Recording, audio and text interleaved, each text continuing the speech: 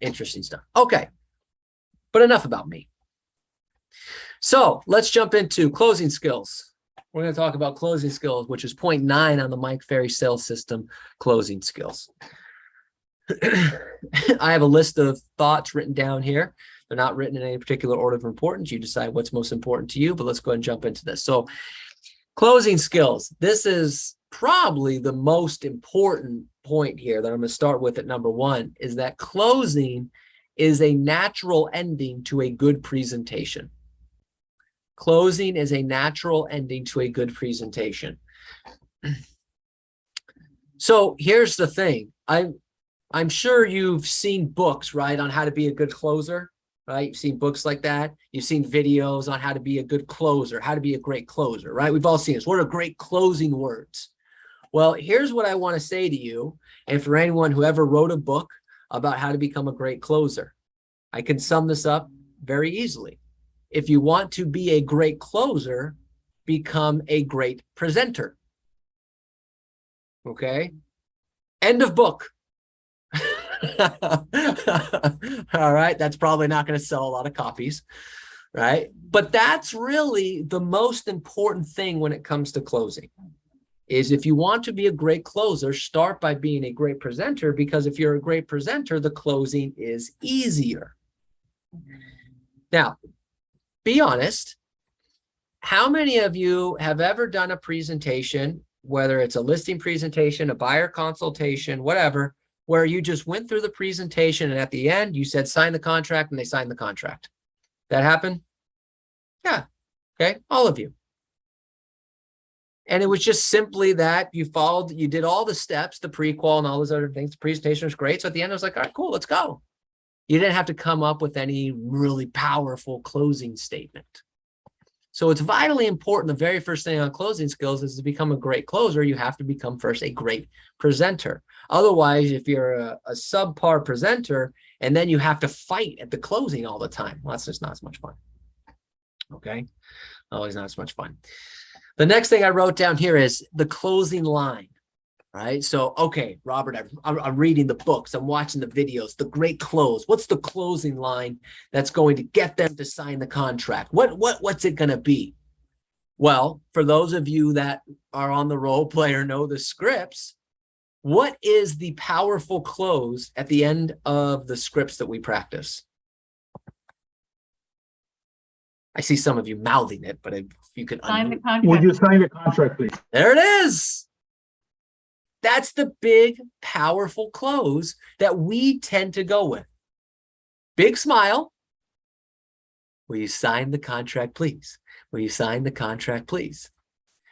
Okay, chapter 2 is over in the book. So this closing book is really, I'm speed reading through it. I want you to write this down. This is probably a statement I came up with that I really believe wholeheartedly and true. Okay, when it comes to closing, because what I've noticed, because I'm joking about the closing books, because I've read the closing books, I've watched the closing videos. Here's what I would say in regards to closing. Okay, you don't have to come up with magic words. You just need to make sense. You don't have to come up with magic words. You just have to make sense. See, sometimes we get so caught up in, oh, I need this powerful close. What's the word? What's the phrase? It's not about that. It's about making sense to the client to where at the very end, they really have no other reason when you say to sign the contract, please, for them to then sign the contract. So don't get caught up too much on the closing skills, whether it's a buyer, a seller, it doesn't matter of, I got to come up with powerful words. Here's the reality. You want to know what the reality is of really powerful words? Most people don't know what they mean. So I've got this really powerful word, and it, whatever that word may be. And then you say it and you expect everyone to just go, oh my gosh, there it is. That's the word. The truth is most people, present company included, don't read the dictionary. So when you have a really powerful closing word, sometimes we go, I don't know what that is. Sounds nice when you said it, but I don't know what it means. You just have to make sense. Okay. I wrote down here next, if you follow the listing presentation verbatim and you are sitting in front of a pre-qualified motivated seller, the close is simple. If you follow the listing presentation verbatim and you are sitting in front of a pre-qualified motivated seller, the close is simple. When you haven't pre-qualified them and you don't know their motivation, the close is very difficult. So therefore, let me ask you this. Let me back up here.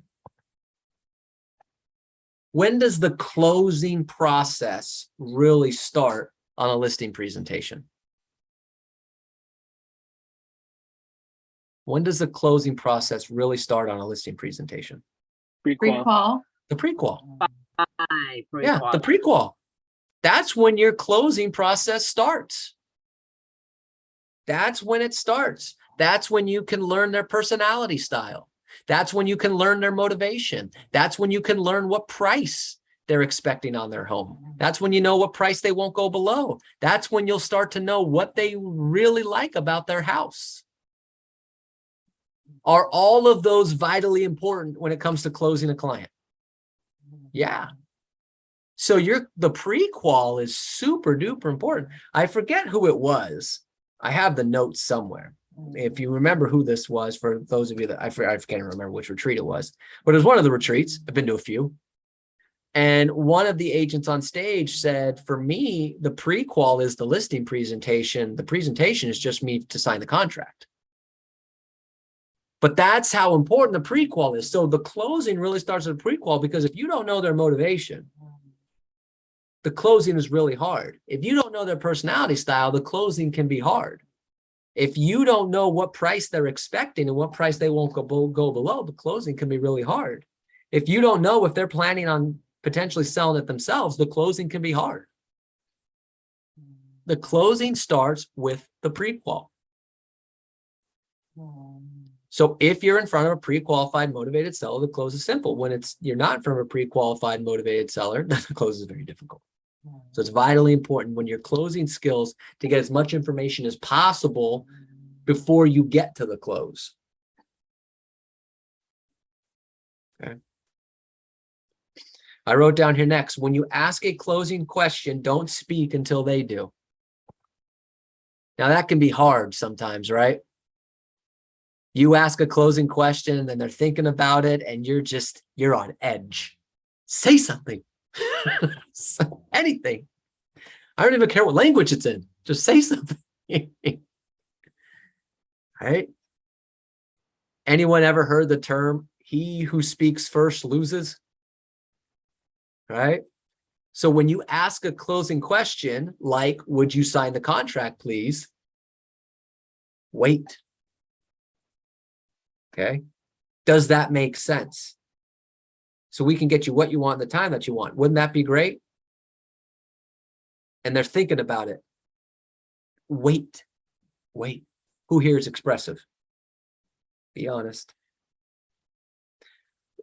There's 45 of you, and I'm the only one raising my hands. You're either not paying attention or you're lying. Okay. For expressives, this is really hard because we want to talk. This is also really hard if you're a driver because you tend to be more impatient. Analyticals and amiables, this is like your time to shine. Ask a question and then be quiet. Because, an analytical, you're like, I get it. They're taking time to process. An amiable doesn't want to do it because they don't want to interrupt.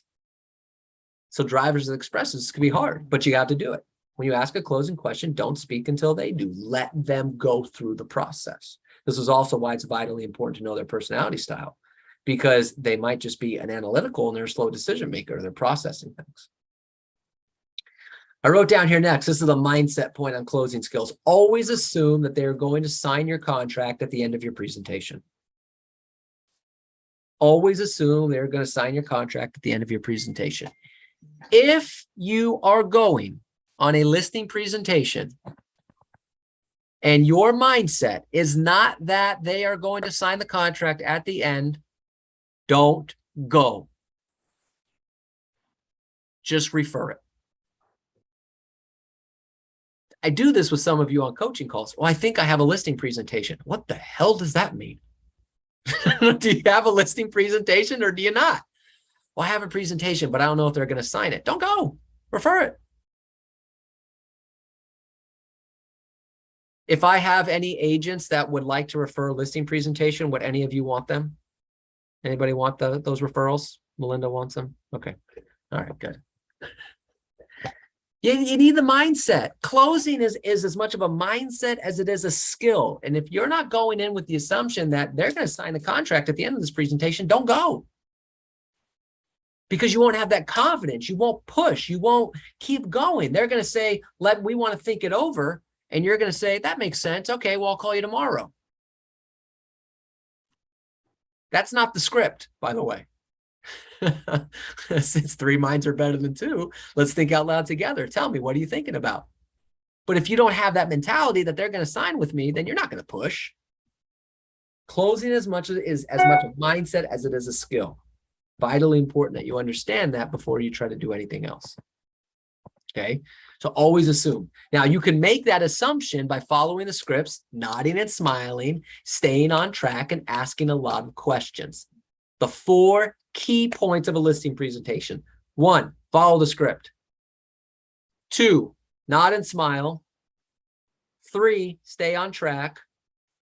4, ask a lot of questions, which is really simple when you're following the script.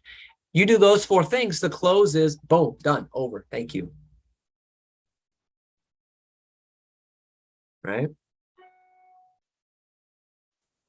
But always go in with that mentality.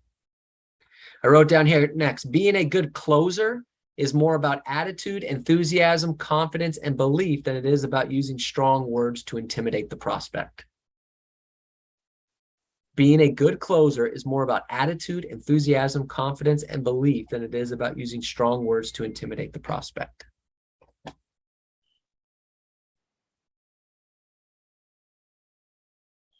Your attitude, right? That mentality that you have, your enthusiasm, your excitement, the confidence in what you're saying, the belief that you are the best person to help them throughout this process. Be honest. Any of you ever bought something that you didn't really need, but the salesperson was excited and so you went with it? Yes. Anyone? Yes. Yeah, right? I don't really need this, but this person seems really excited and they believe that this is the best product possible. I don't even have carpet, but I bought like 8 bottles of this carpet cleaner. They were just, I don't know. They were just thrilled. You know, you go to a car dealership. Do you want the turbo package? I live in Los Angeles.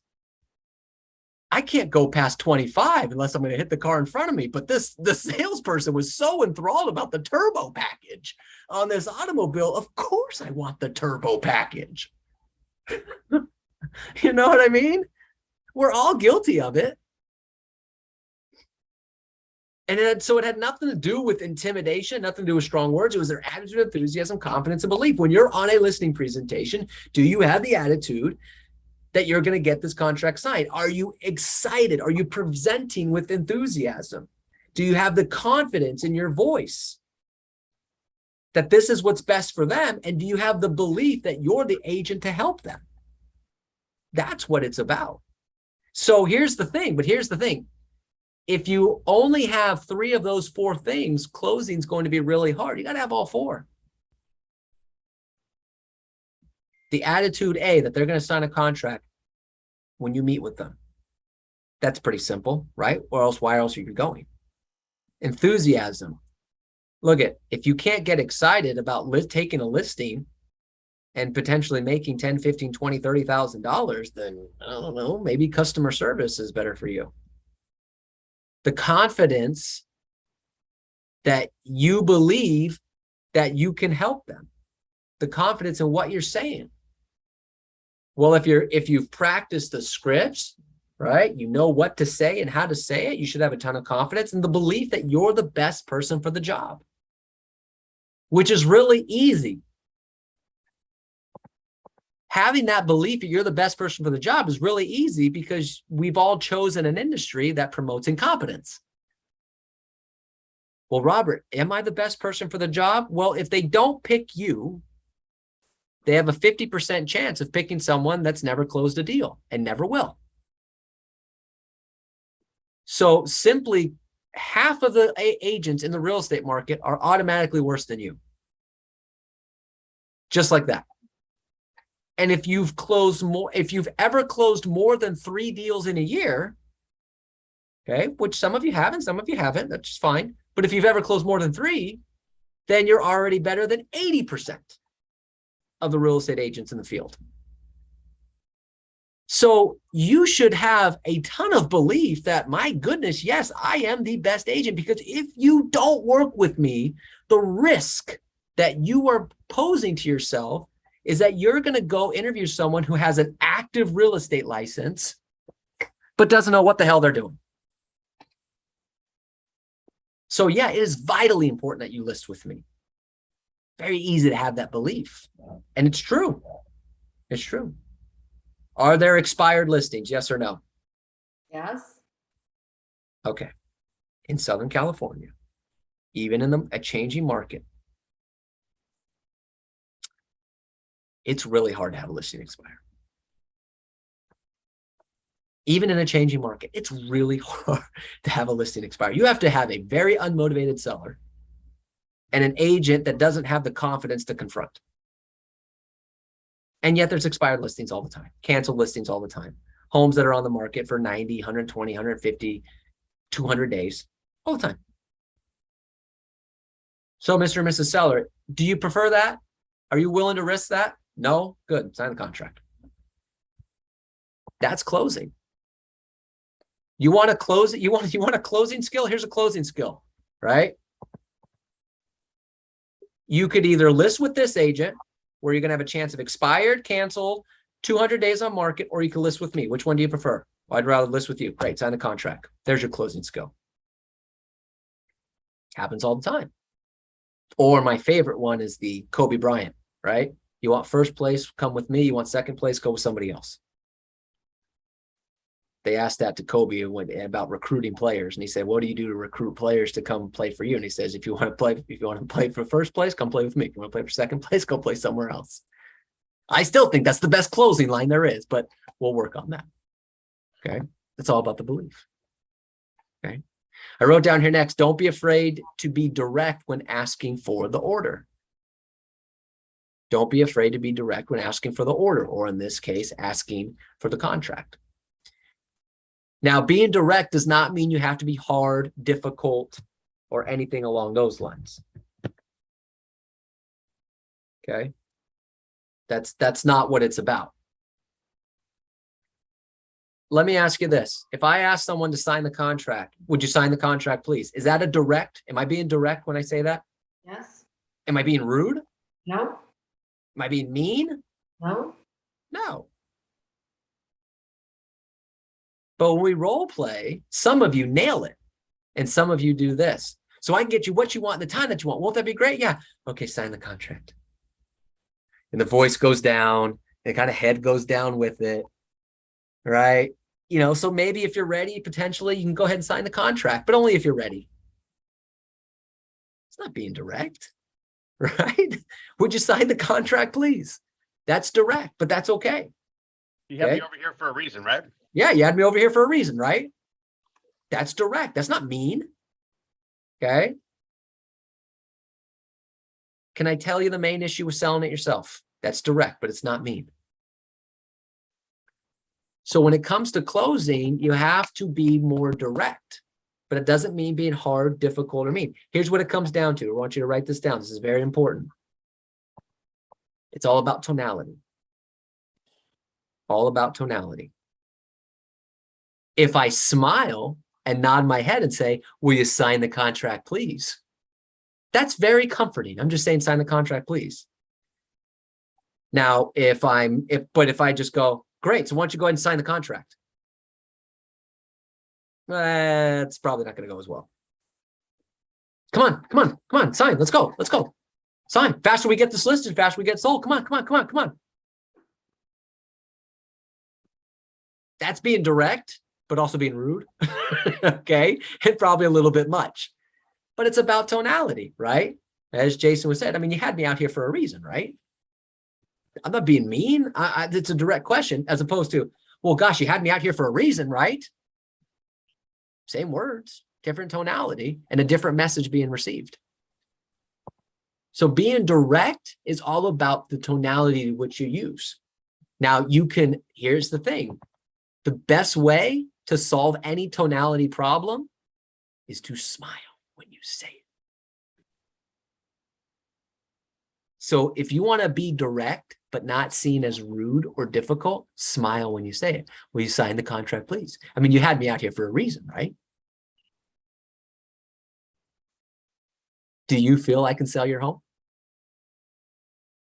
See, those are direct questions, but I'm smiling when I'm saying them. So they're not coming across as mean or rude. Does that make sense? Yes. The power of smiling takes away the tonality problem, right? Mm-hmm. Yeah, Jason says use hand gestures, right? Okay. You don't want to be a Nazi, essentially, right? Just standing straight up. Yeah. Good stuff. All right, I wrote down here next. Don't be afraid to smile and use humor to break the tension that takes place in a closing situation. Humor is magic in selling situations. Don't be afraid to smile and use humor to break the tension that takes place in a closing situation. Humor is magic in selling situations. So let's be honest. For sellers and buyers, closing is a very tense situation, right? I mean, if you're a buyer, you're entrusting someone to take their bank account, take your bank account and say, hey, I'm going to give you my bank account to help me go buy a house, knowing that my bank account's going to be empty at the end. That is stressful. Stress creates tension. I'm a seller. I've built up all this equity. I have a couple $100,000 here, and I'm entrusting you to protect it and negotiate on my behalf. That creates tension, right? So it's already a tense moment. So smiling breaks the tension and humor breaks the tension. Now, here's what's vitally important about humor. Number one, you are not a stand-up comedian. Okay? Humor to break tension is little subtle comments. It's not, so what's the deal with, okay, you're not Jerry Seinfeld up there, right? Okay, you're not Seinfeld, you're not Chris Rock, you're not any of those people, all right? So humor doesn't have to be a stand-up bit. I would also recommend that if you're going to use humor in any sort of situation, you practice it. Okay. When Mike Ferry's on stage, he has written in his notes when the joke is going to go in. It doesn't just come to him and go, oh, this would be a great time to tell this joke. It's in the notes. Tell Starbucks joke. Okay. Tell this joke. It's in the notes. And then he practices that delivery. So practice, this would be a good spot to add that joke. This would be a good spot to this. Let me give you an example in a real estate world. Hal Swayze. Hal Swayze, when he does the listing presentation, now this is not at the close, but this is part of the listing presentation, is when he talks about price. And he says, look, I'm not the one who determines the price on your home. The buyers are the ones that determine those price, those gosh darn buyers. Right? And then the seller kind of gives a little laugh, you know, because it's just that little subtle joke. Gosh darn buyers. Right? It's that little stuff to kind of break the tension. It's little laughs here and there, breaking a smile, things along those lines. So don't overdo it. Okay. Now, some people are very quick and can make a little joke, a little laugh to kind of break the tension and make things easy. Those of you are gifted. Okay. Others may not be as gifted, so you got to try to plant those types of things. So humor is great, but I've seen humor fall sometimes because the joke doesn't land, or it's too much of a joke instead of a little subtle statement, or the timing is off, things like that. So practice that kind of stuff and make sure it's written in that script. Now, here's the thing. you only have to know a couple little moments to break a smile and tell a joke, and you could do it the same one on every single listing presentation. So you don't have to come up with 365 jokes. Okay, you need one little humor. Oh, that's a good spot to do that one. But humor is really important to break the tension in a closing situation. Okay, you don't want a hostage negotiation. Okay, it's got to be fun. It's got to be light. Right, that's the power of closing. All right. I wrote down here next, be sure to close a minimum of 5 times, since 80% of sales take place after the 5th close. Be sure to close a minimum of 5 times, since 80% of sales take place after the 5th close. So let me ask you a question. At a listing presentation, when's your first opportunity to close? 1 minute. At the 1 minute, beginning. the 1 minute presentation, right? Yes. Do you absolutely have to sell your home? Do you want a price from a seller? Do you want to keep it on the market for a long period of time? Do you want me to handle the sale for you? Great. All we need to do now is simply sign the contract so I can help you get what you want in the time that you want. Won't that be great? Sign the contract, please. 1 minute in, I've already closed once, assuming that the first 3 questions went the way I wanted. Now, sometimes that happens, but sometimes they go, oh, hold on. All right, but I got my first close in there. Now, my second close could come at any other time in the presentation, because I might go through the presentation and I might hear a little something like, nah, Robert, I mean, you're definitely the guy for us. Great. I'm not going to, one of 3 things can happen tonight. Number 1, you'll have the opportunity to list with me. Number 2, you'll decide not to list with me. Number 3, I'll decide not to take your listing. Any one of those is fine. No, Robert, we're going to list with you. Great. All we need to do now is sign the contract. Okay. Anytime I hear that, I'm closing. So there's number 2. And then you get to the end. Now, will you list your home with me for that price tonight? That's number 3. And then they give me an objection, which is, I want to think it over. Great. And I give them that objection, and then I handle it. And that's my number 4. But we also want to think about this. Great. There's number 5. So I'm going through this. The reason I'm going through this is because I think sometimes when people go, well, close 5 times, that means I'm going to get all the way to the end. And then what? I'm going to have to handle commission, and I'm going to have to handle, I got a friend in the business, and I got to, all these other, it's like, no, you might not have to handle 5 objections. That's not what I mean by close 5 times. I'm just saying there will probably be 5 opportunities within the whole presentation to close for a contract. And some people don't, after the first one, just say, oh, okay, well, no problem. Well, yeah, think it over and let me know. Man, don't do that. Don't be a callback agent. Hey, Robert. Yes, Michael. Yeah, when you do a Zoom presentation, it's much easier to ask for the closing anytime because you are on the computer. Yeah, it is. It is, absolutely. So close a minimum of 5 times. Okay. It's not that difficult. Not that difficult. Now, closing a minimum of 5 times requires you to, 1, pay attention, because you don't know when that closing moment will happen. They might say something that implements the closing. It also requires you to know the scripts, because you can't close on an objection if you don't know how to handle the objection. So it requires you to know that as well. And it requires you to be quick. You have to listen, you have to know the scripts, and you have to be quick. Okay, here's what I mean. If they give you a closing remark, like I mentioned earlier about, no, Robert, you're the guy, I got to be quick to go to it. I can't just, oh, okay, well, I guess now that you mentioned that, faster, be quick. Okay. All right, I wrote down here next. They expect you to close them. They expect you to close to get a buyer to buy their house. So therefore, they would expect for you to close them the same way.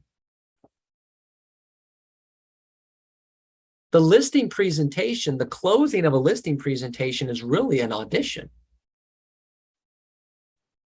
Because I'm going to pay you $10,000, $15,000, $20,000 to negotiate on my behalf, to go find a buyer and get them to buy my house instead of somebody else's. Or if I'm representing a buyer, I'm going to work with you so that you're going to get me into a house.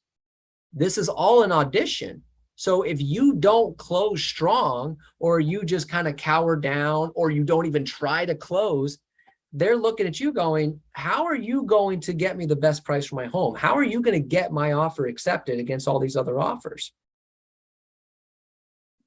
As the commission cutting script says, right?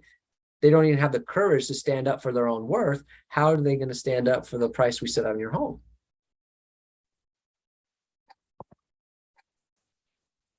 Okay, so it's you're auditioning. They are expecting you to close. Okay, you're going there on a listing presentation. When they ask you to come over for a listing presentation, they're well aware this is a sales situation. You are coming over there to sell them. They are well aware of that. Well, Robert, I don't want to be pushy. Good, go to customer service. Okay, I'm going to write a book one day. And it's going to be called, I've been saying this for years. I'm going to do it one day. It's going to be like, if you don't want to sound salesy, don't go into sales. Okay. They are expecting you to close them. They're expecting you to sell them. That's part of the process. Okay. I wrote down here next, you have to believe in your own value as a salesperson to get the customer to believe in your value as a salesperson. As the value to the customer increases, the close becomes easier. For those of you that have ever been to a Mike Ferry seminar, he says this every time. Who's the best listing agent you know? You are supposed to say yourself. Okay. Now, I don't actively list property. So I say Hal Swayze. I said, and I told the story before, I went up to Hal one time after the event. I said, Hal, when Mike asked a question, I said, you. And he looked at me and said, it's just practice. Take that for what it's worth, right? But you have to believe in your own value as a salesperson to get the customer to believe in you as a salesperson. So for some of you, not all of you, okay, some of you, this isn't a problem, but go to the prequel. Some of you have a hard time asking question number 2. Are you planning to interview more than one agent for the job selling your home? Some people have a hard time asking that question because what if they are? Who cares? I want to know if they are, and I want to know who it is. Gosh, what if they're interviewing, whoever the top person is in your marketplace? What if they're going to interview them? So what's your point? Like, who cares? But Karen Bernardi just moved from Boulder, Colorado into my marketplace, and they're going to interview her. Okay. I say this all the time. I've said this many times before. Mike always says on stage is that your worst nightmare would be if I decide to be a listing agent in your marketplace. You need to have the mentality to say, well, I don't know. Why don't you go get your license and let's find out? That needs to be your mentality. That's the mentality you need to have in order to persuade a customer to have faith in you that you can get their home sold or you can get them into escrow as a buyer. But if you have that mentality of like, oh my God, if Mike came into my market, I'm totally screwed. They're never going to have faith in you because they can sense that. Okay. You need to value yourself as a salesperson. Now, I'm telling you, everyone on here, right? All 46 of you, if any of you run to Mike Ferry and tell him that I said that comment, I will deny it. Okay, I'm letting all of you know that right now. I don't know. They're liars, Mike, all of them. Right? So there you go. All right, last couple points here. Last couple points. Okay. Create urgency when asking for the appointment and create additional urgency when asking to get a contract signed. Create urgency when asking for the appointment and create additional urgency when asking to get a contract signed. Create urgency when asking for the appointment. The value of meeting with me now. Call me back on Friday. Well, how about instead of calling you back, we just meet on Friday? Instead of me calling you at 6 o'clock on Friday, I'll just be there. Eliminate the follow-up call. Let's get together today. Create the additional urgency when you're getting the contract signed. Here's the value of getting the contract signed today. Well, we're thinking about doing this in a couple of weeks. What can I explain to you why this may be beneficial to get this done today? Right? It's all about creating that urgency. Now, right now, the urgency is that in some markets, the prices are changing a little bit. So there's some urgency. Might be urgency of the timing of the year. It might be urgency in how soon they want to get to their next place. Well, how soon do you have to be in Boston? Well, we got to be in Boston by October 1st. Well, if you got to be in Boston by October 1st, let's work backwards. That means we have to have this house, sold by the end of September, which means it has to be on the market it has to be in escrow by the end of August, which means it has to be on the market the beginning of August, which is right now. So if you need to be in Boston by October 1st, we need to get this contract signed today so I can get it on the market tomorrow. I'm creating that urgency. Does that make sense? Do you see how this kind of works? Was I rude in anything that I just said? Interest rates could be urgency too, right? Interest rates are urgency, sure. Interest rates are expected to go up. Can I explain to you how that's going to affect the number of buyers on your home? Yeah, you're absolutely right, dude. Good point. Okay. Now, there's a difference. This is vitally important. It's going to be the last point we're going to talk about. There's a difference between creating urgency and pressure selling. Okay. There's a difference between urgency and scare tactics. Vitally important that you understand that difference. Urgency is, as Duke said, the interest rates are going up. Can I explain to you how that could affect you as a seller? Can I explain to you how that's going to affect you as a buyer? There's a real effect to that. Urgency is you need to be in this place by this time, which means that if we work backwards, you need to have it listed by this time. So we need to get this going. That's urgency. I'm creating urgency. I'm creating urgency that the prices in your market are going down a little bit. So we need to get this listed so we're not going any lower. That's urgency. There's a difference between that and pressure selling. Like, come on. We got to do this today. We got to do this today. If you don't do this today, you're going to regret it. Okay. We got to get this signed today. Come on, let's go. Get it signed today. That's pressure selling. That's intimidating selling. If you don't do this today, man, I'm telling you, it's going to cost you a fortune. That's scare tactics. That doesn't work. So it's the difference between urgency and versus pressure selling or scare tactics. Does that make sense? Okay, important that you understand that. Yes. Good. Okay. Questions on the closing skills and topics that we went over today? No? Okay, very good. Well, hopefully there was one or two things in there that were helpful in terms of closing skills. But remember, going back to the very beginning, if you didn't hear anything else I said, which some of you, that's true. The very beginning. The close is a natural ending to a great presentation. So if you want to be a great closer, start by being a great presenter. That will make the closing easier. Very good. All right, everybody. It's 1 o'clock on the dot.